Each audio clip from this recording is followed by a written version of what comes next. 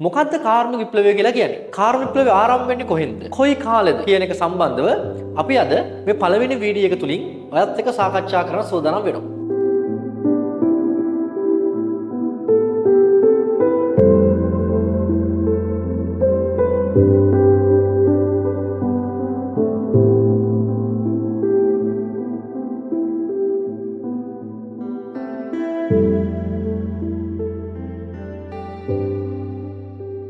කෙටි කලක් තුල යම්කිසි ශේෂ්ත්‍රයක සිද්ධවන්නා වූ වෙනසක් අපි විප්ලවයක් කියලා කියනවා.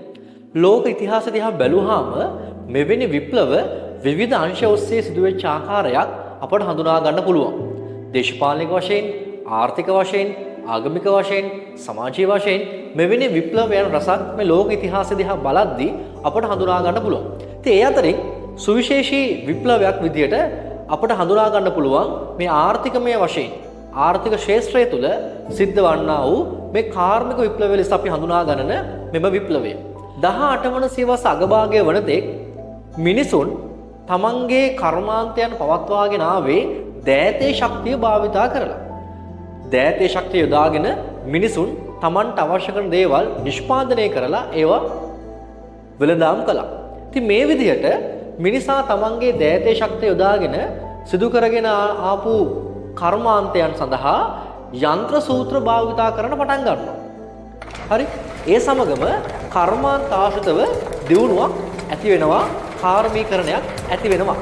අපි ඔන්න ඕක තමයි කාර්මික විප්ලවය කියලා හඳුනාගන්නේ. අපි කාර්මික විප්ලවය කියන සම්බන්ධව යම් අදහසක් නිර්වචනයක් ගොඩනැගුවොත් අපිට පුළුවන් එය මෙන්න මේ විදිහට හඳුන්වා දෙන්න.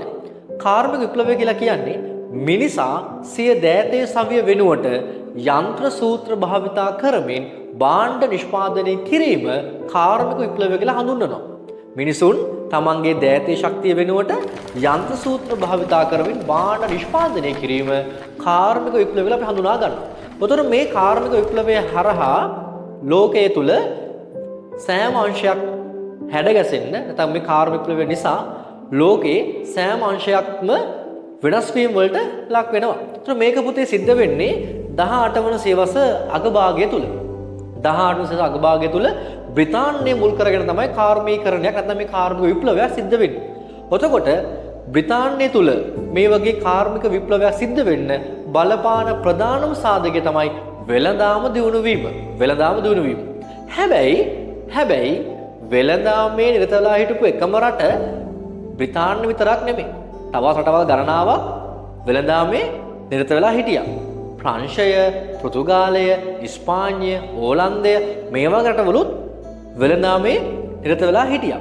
හැබැයි එම රටවල් වල කාර්මීකරණයක් ඇති නොවි පළමුවෙන්ම කාර්මික විප්ලවය සිද්ධ වෙන්නේ බ්‍රිතාන්‍ය මුල් කරගෙන. ඒ අනුව වෙළඳාමේ දියුණුවට අමතරව බ්‍රිතාන්‍ය තුල කාර්මික විප්ලවයක් ඇති වෙන්න බලපාපු තවත් හේතු සාධකයන් රැසක් අපට හඳුනා ගන්න පුළුවන්. මොනවද ඒ හේතු? පුතේ මිනිසුන් තමන්ගේ දෑතේ ශක්තිය භාවිතා කරලා මේ භාණ්ඩ නිෂ්පාදනය කිරීම සඳහා යොමු වීම තුලින් සිද්ධ වෙන ප්‍රධාන දේ තමයි තම නිෂ්පාදනයන් විශාල වශයෙන් නිෂ්පාදනය කර ගැනීමේ හැකියාව උදා වෙනවා. ඇත්තටම බ්‍රිතාන්‍යයේ කාර්මික විප්ලවය ඇති වෙන බලපාන ප්‍රධානම සාධකයක් බවට අපිට හඳුනා ගන්න පුළුවන් භාණ්ඩවල තිබිච්ච ඉල්ලුම දිනෙන් දින ඉහළ ගියා. ඒ දිනෙන් දින භාණ්ඩවල තිබිච්ච ඉල්ලුම ඉහළ යාම නිසා මොකද වෙන්නේ? එම භාණ්ඩ නිෂ්පාදනය කරපු නිෂ්පාදකයන්ට සිද්ධ වෙනවා තම නිෂ්පාදනයන් මක් කරන්නද? වැඩිපුර නිෂ්පාදනය කරමින් වෙළඳපොළ අවශ්‍යතාවය සපුරාලන්න. එතකොට මේ දක්වා මිනිසුන් තමන්ගේ දෑතේ ශක්තියෙන් තමයි එම නිෂ්පාදනයන් සිද්ධ කරගෙන ආවේ. නැත්නම් නිෂ්පාදන ක්‍රියාවලිය සිද්ධ කරගෙන ආවේ තමන්ගේ දෑතේ ශක්තිය භාවිතා කරලා. ඒතකොට දෑතේ ශක්තිය භාවිතා කරගෙන මේ නිෂ්පාදනයක් කරගෙන යෑමෙන් වෙළඳපොළ අවශ්‍යතාවය පිරිමසා ගන්න බැහැ කියලා මිනිසුන්ට දැන් තේරුණා. ඒ නිසා වුන් මොකද කරන්නේ? තම නිෂ්පාදන ක්‍රියාවලිය වේගවත් කරන්න ඒ සඳහා යන්ත්‍ර සූත්‍ර භාවිතා කරන්න පටන් ගන්නවා. ඒ අනුව බ්‍රිතාන්‍යය තුල කාර්මික විප්ලවයක් ඇති වෙන්න බලපාන එක් නිශ්චිත හේතුවක් තමයි බ්‍රිතාන්‍යයේ ජනගහනය අධික වීම නිසා භාණ්ඩවලට ඉල්ලුම මක්ුණාද වැඩි වුණා. භාණ්ඩවලට තිබිච්ච ඉල්ලුම වැඩි වීම නිසා මිනිසුන් යන්ත්‍ර සූත්‍ර භාවිතා කරමින් ඒ භාණ්ඩ නිෂ්පාදනය කරන්න යොමු වෙනවා. එතනදී ඒ යන්ත්‍ර සූත්‍ර කියනවා දැන් නිෂ්පාදනය වෙලා නැහැනේ. උතර අලුතෙන් මේවා නිෂ්පාදනය කරන්න එපා. එතකොට මොකද උනේ? මේ වෙනකොට බ්‍රිතාන්‍යයේ හිටියා බුද්ධිමතුන් හිටියා. විද්‍යාඥයෝ හිටියා. ඔවුන්ගේ සහයෝගය ලබා ගන්න පුළුවන් වුණා මේ නිෂ්පාදන කරුවන්ට. ඒ නිසා ඔවුන් මොකද කළේ? ඒ බුද්ධිමතුන්ගේ සහාය අරගෙන තම ක්‍රියාවලිය වේගවත් කරන්න පුළුවන් මැෂින් නැත්නම් යන්ත්‍ර සූත්‍ර නිපදවා ගන්න පටන් ගත්තා. ඒ විදිහට ඔවුන් ඒ බුද්ධිමතුන්ගේ සහාය අරගෙන යන්ත්‍ර සූත්‍ර සාදා ගැනීම නිසා ඔවුන්ට මක් කළාද? මුදල් ගෙව්වා. ඒතර එවැනි මුදල් ගෙවලා එවැනි යන්ත්‍ර සූත්‍ර හදාගන්න පුළුවන් පිරිසක්, ධනවතුන් පිරිසක් බ්‍රිතාන්‍යයේ හිටියා. ඒකත් බ්‍රිතාන්‍යයේ කාර්මීකරණයට හේතුවක් වෙනවා. ඒ අනුව ජනගහනය අධික වීම, බුද්ධිමතුන් බිහිව සිටීම, ධනවතුන් සිටීම කියන මේ කරුණු කාරණා තුනක් අපි දැන් කතා කළා බ්‍රිතාන්‍යයේ කාර්මීකරණයකට හේතු වෙනවා කියලා. ඊට අමතරව දැන් ඔන්න බුද්ධිමතුන් ඉන්නවා, යන්ත්‍ර සූත්‍ර හදන්න පුළුවන්, ඒ සඳහා මුදල් ආයෝජනය කරන්න ධනවතුනුත් ඉන්නවා.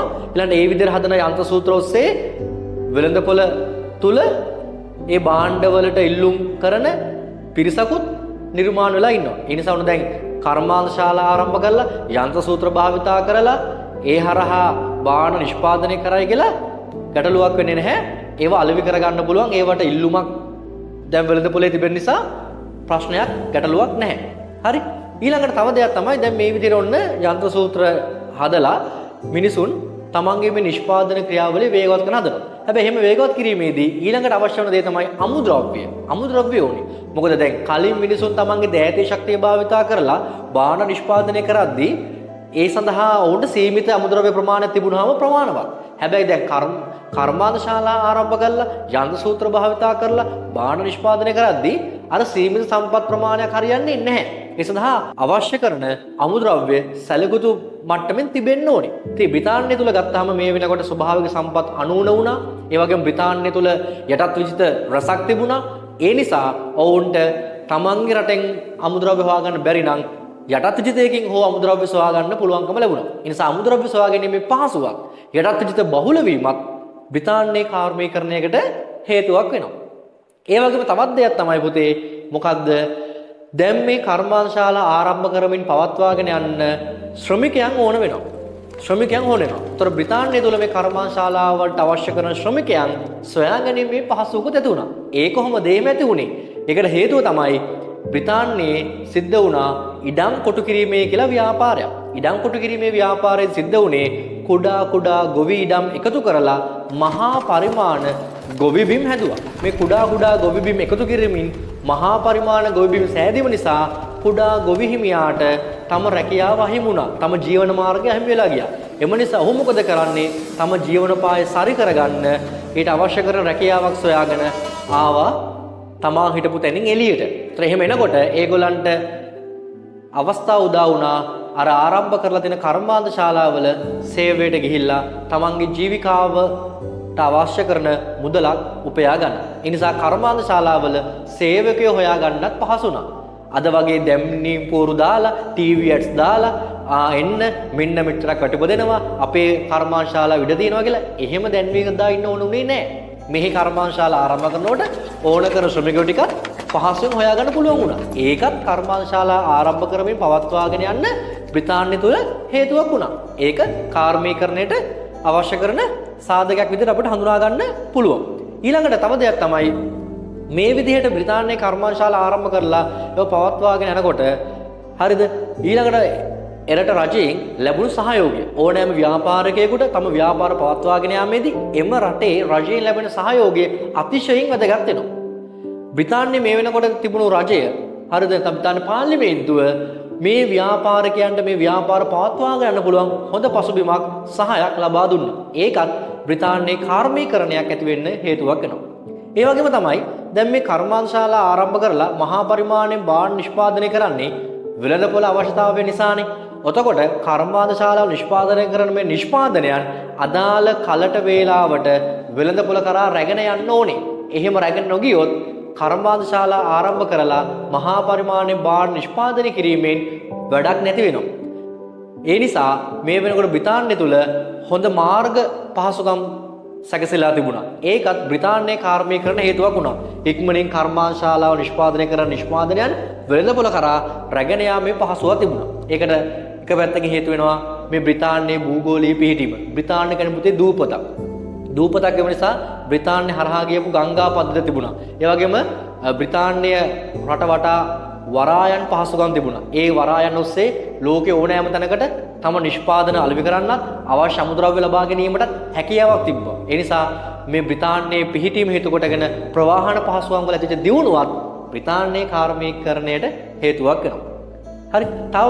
තව අපි ගත්තොත් එහෙම අපිට හඳුනා ගන්න පුළුවන් තව හේතුවක් තමයි බ්‍රිතාන්‍යය තුළ තිබුණු වැඩවසම් සමාජ ආර්ථික ක්‍රම බිඳ වැටිලා නව සමාජ ආර්ථිකයක් ඇතිවීම. මෙන්න මේ වගේ කරුණු කාරණා රසක් බ්‍රිතාන්‍යයේ කාර්මීකරණ හේතුවක් වුණා. බැංකු හා මූල්‍ය ආයතන බිහි වුණා. බැංකු හා මූල්‍ය ආයතන බිහි වුණ නිසා ව්‍යාපාරිකයන්ට අවශ්‍ය අවස්ථාවලදී මුදල් ණයට ලබා ගන්න. ඒවා අරගෙන තම ව්‍යාපාර පවත්වාගෙන යාමට පොඩි ශක්තියක් රුකුලක් වුණා. ඉතින් ඔන්න ඔය කියන කරුණු කාරණා හේතු කොටගෙන බ්‍රිතාන්‍යයේ කාර්මීකරණයක් මුලින්ම ආරම්භ වෙනවා. ඒ අනුව මම ආපහු කියන්නම් බ්‍රිතාන්‍යයේ කාර්මීකරණයට හේතු වෙච්ච සාධක මොනවද කියලා කරුණු විදිහට ජනගහනය අධික වීම, බුද්ධිමතුන් බිහිවීම, ධනවතුන් බිහිවීම, ඉඩම් කොට කිරීමේ ව්‍යාපාර නිසා ශ්‍රමිකයන් සොයා ගැනීමේ පහසුව, ඊළඟට බ්‍රිතාන්‍ය රජය ලැබුණු සහයෝගය, බ්‍රිතාන්‍යයේ භූගෝලීය පිහිටීම සහ අභ්‍යන්තර ප්‍රවාහන පහසුකම් සඳහා ඇලමාර්ග පද්ධතියක් තිබීම, ඊළඟට ගත්තාම වැඩවසම් සමාජ ආර්ථික ක්‍රම බිඳ වැටීම, බැංකු හා මූල්‍ය ආයතන බිහිවීම, ඔන්න ඔය කියන කරුණු කාරණා හේතු කොටගෙන අර අනිකුත් රටවල් වල කාර්මීකරණයක් ඇති නොවි බ්‍රිතාන්‍යය තුළම කාර්මීකරණයක් ඇති වෙන්න හේතු සාධකයන් නිර්මාණය වන ආකාරය අපට හඳුනා ගන්න පුළුවන්. ඉතින් මේ විදිහට බ්‍රිතාන්‍ය තුළ කාර්මීකරණය ඇති වෙච්ච ප්‍රධාන අංශ තුනක් තියෙනවා. ඒ අනුව පේෂ කර්මාන්තය, ගල් අඟුරු කර්මාන්තය සහ යකඩ හා වාණේ කර්මාන්තය. මෙන්න මේ කියන කර්මාන්ත තුනේ ඇති වෙච්ච කාර්මීකරණය නිසා එහි බලපෑමට තවත් අංශ කිහිපයක් ලක් වෙනවා. එනම් ප්‍රවාහනය, සංනිවේදනය සහ කුෂි කර්මාන්තය. ඉතින් ඔන්න ඔය විදිහට 18 වන සස අගභාගයේ මිනිසා සිය දෑතේ සවිය වෙනුවට යන්ත්‍ර සූත්‍ර භාවිතා කරලා බාණ නිෂ්පාදනය කිරීමත් සමග අපට කාර්මික විප්ලවය නැත්නම් කාර්මික විප්ලවය ඇති වෙච්ච ආකාරය හඳුනා ගන්න පුළුවන්. ඒ විදිහට කාර්මික විප්ලවයේ මුලින්ම බ්‍රිතාන්‍ය ආරම්භ වීමට බලපාපු හේතු රසක් අපට හඳුනා ගැනීමේ හැකියාව තිබුණා. ඒ වගේම ඒ හේතු මුල් කරගෙන බ්‍රිතාන්‍යයේ මුලින්ම කාර්මීකරණයට ලක් වෙච්ච ප්‍රධාන අංශ තුනක් තියෙනවා. පේෂ කර්මාන්තය, යකඩ හා වාණේ කර්මාන්තය, ගල් අඟුරු කර්මාන්තය. ඒ අංශ තුන ඇති වෙච්ච කාර්මීකරණ නිසා එහි බලපෑම තවත් අංශ තුනක් කරා පැතිරී යනවා.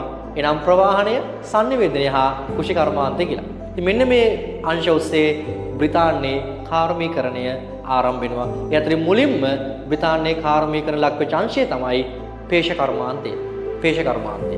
අපි ළඟ වීඩියෝ එකේදී බ්‍රිතාන්‍යයේ කාර්මික විප්ලවය ආරම්භ වෙච්ච පේෂ කර්මාන්තය පිළිබඳව කතා බහ කරමු. එහෙනම් ඊළඟ වීඩියෝ එකේ හම්බ වීමේ බලාපොරොත්තුවෙන් මම ඔයාගෙන් සමුගන්නවා. පාට එහෙනම් ස්වස්ති සිද්ධ.